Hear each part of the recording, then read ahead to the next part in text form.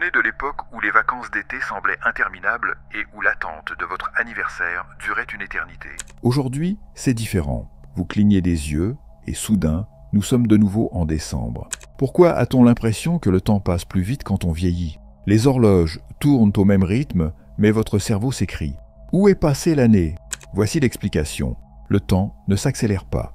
Je le répète, le temps ne s'accélère pas. En réalité, vous le mesurez mal. Le philosophe français Henri Bergson a découvert ce phénomène étrange il y a plus d'un siècle. Selon lui, les horloges, les calendriers et les deadlines nous ont fait subir un lavage de cerveau en nous incitant à considérer le temps comme une ligne froide et mathématique. Mais l'idée radicale de Bergson, la durée, dit que le temps réel n'est pas en secondes, ni en minutes, ni en heures. Il se trouve dans vos souvenirs, vos émotions et la façon dont vous vivez les moments de la vie.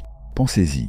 La routine rend les journées floues, mais un voyage en voiture non prévu. Il semble plus long parce que votre cerveau l'a réellement vécu. Le temps s'accélère-t-il?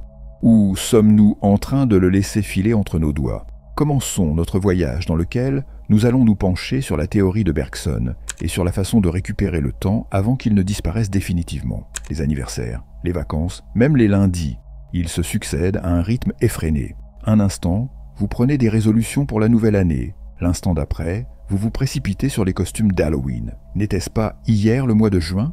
La science le confirme. Des études montrent que la plupart des adultes de plus de 30 ans ont l'impression que le temps s'accélère d'année en année.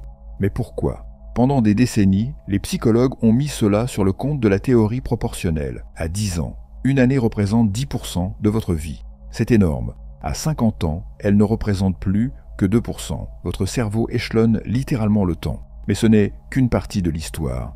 Les neurosciences ajoutent que la routine tue la perception.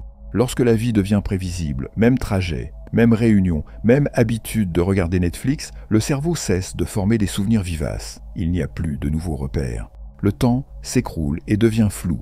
Mais c'est là que les choses deviennent intéressantes. Einstein et Bergson se sont fait la guerre à propos du temps.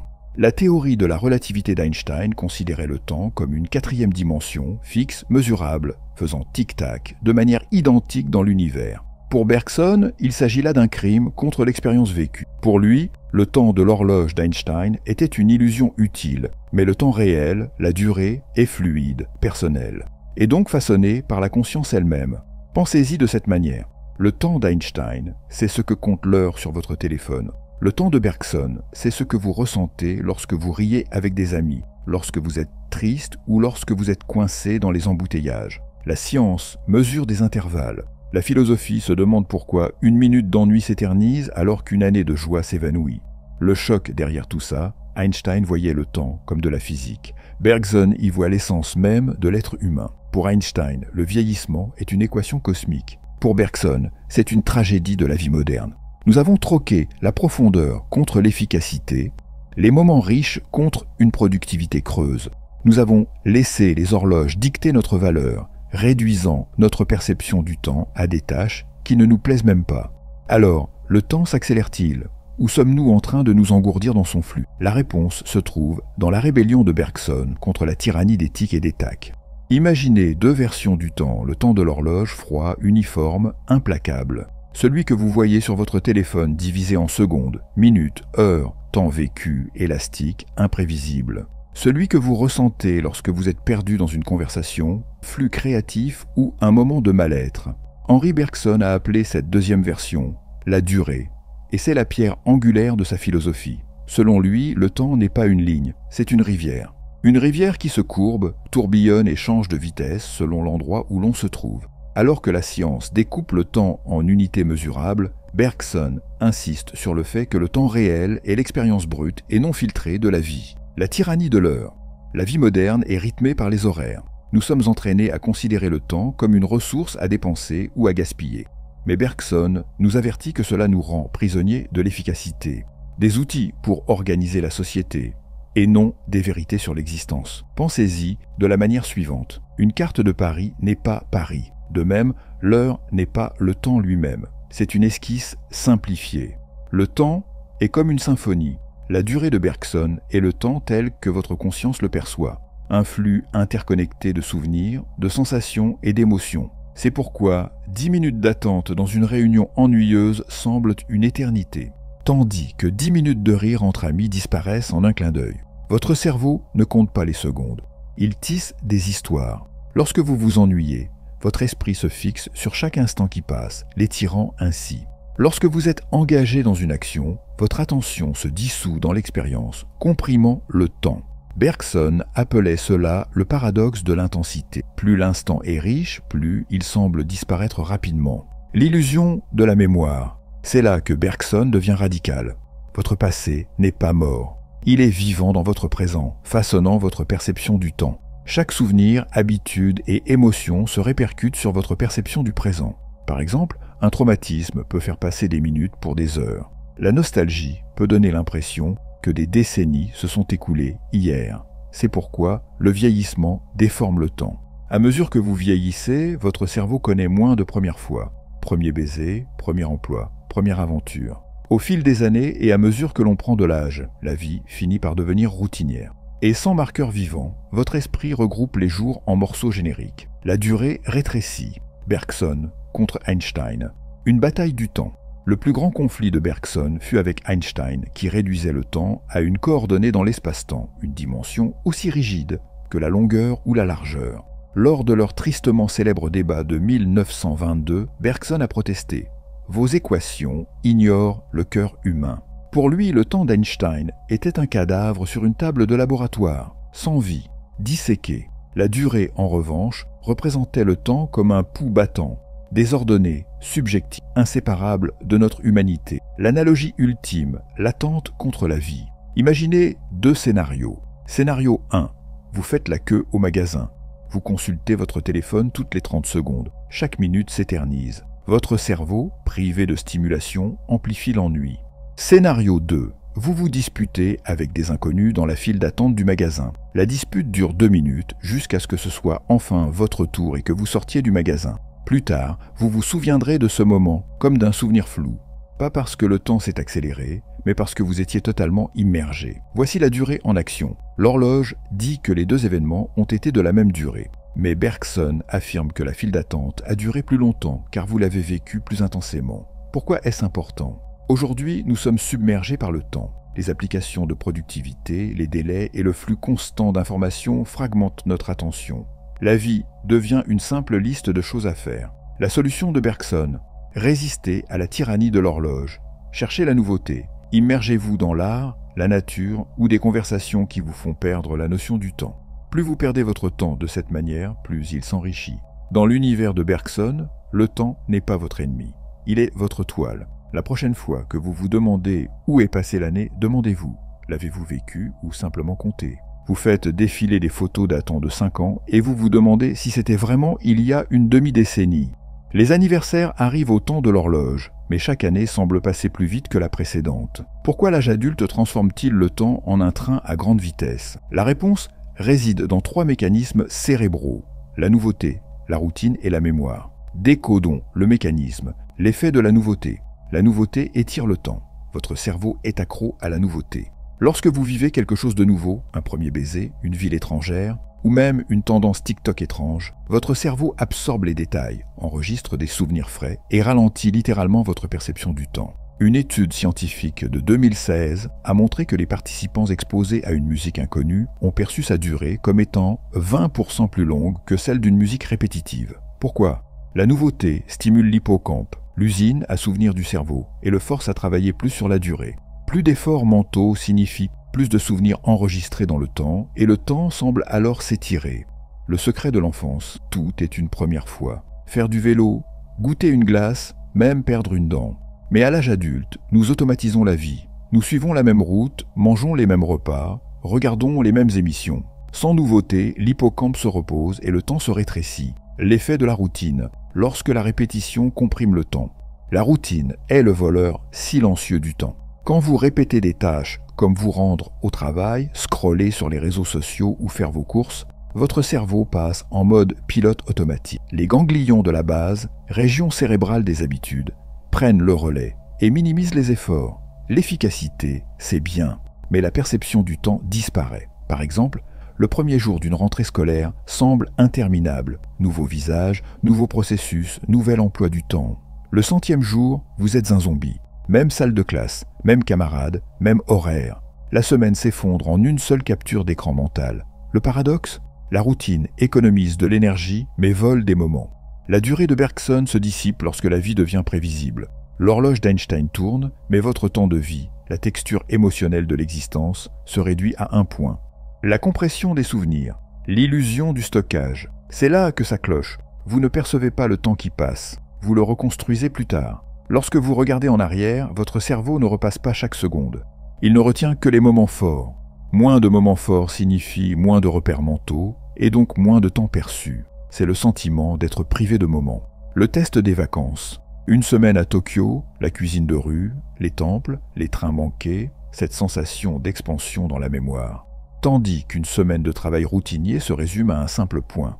Pourtant, les deux ont duré 168 heures, mais Tokyo l'emporte car la nouveauté a forcé votre cerveau à enregistrer plus de souvenirs. Le vieillissement est cruel. En vieillissant, nous accumulons moins de premières fois.